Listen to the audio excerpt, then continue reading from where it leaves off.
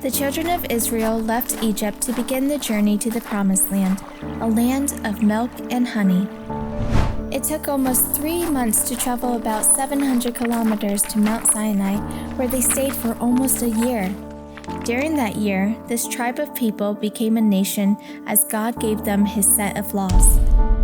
They also constructed the tabernacle according to His specifications. From there, they walked for almost another year to get to Kadesh Barnea at the southern border of the Promised Land. However, they never entered the land from that location. Instead, they spent 38 more years waiting to get into the land of milk and honey. One of the biggest disappointments in the Bible was the failure of that generation of people to ever enjoy the vision that caused them to leave Egypt. Almost all of the 2 million people who trekked through the wilderness died in the desert unfulfilled. In a series of 4 sermons, we will examine why this occurred. God wanted His people to get to the land. He wanted them to demonstrate His glory to the nations so the peoples of the earth might know and follow Him. But alas, that did not happen. Numbers 12, 1-15. Miriam and Aaron began to talk against Moses because of his Cushite wife, for he had married a Cushite. "Has the Lord spoken only through Moses?" they asked.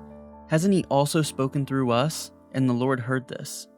Now Moses was a very humble man, more humble than anyone else on the face of the earth.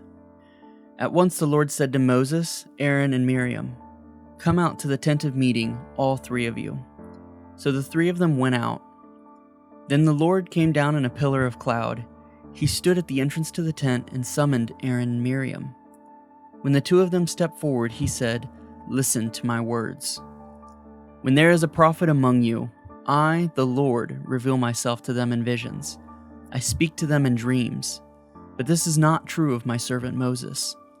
He is faithful in all my house. With him I speak face to face, clearly and not in riddles. He sees the form of the Lord. Why then were you not afraid to speak against my servant Moses?" The anger of the Lord burned against them, and he left them. When the cloud lifted from above the tent, Miriam's skin was leprous, and became as white as snow. Aaron turned toward her and saw that she had a defiling skin disease, and he said to Moses, "Please, my Lord, I ask you not to hold against us the sin we have so foolishly committed.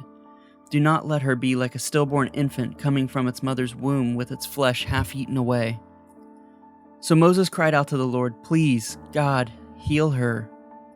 The Lord replied to Moses, "If her father had spit in her face, would she not have been in disgrace for 7 days? Confine her outside the camp for 7 days. After that she can be brought back."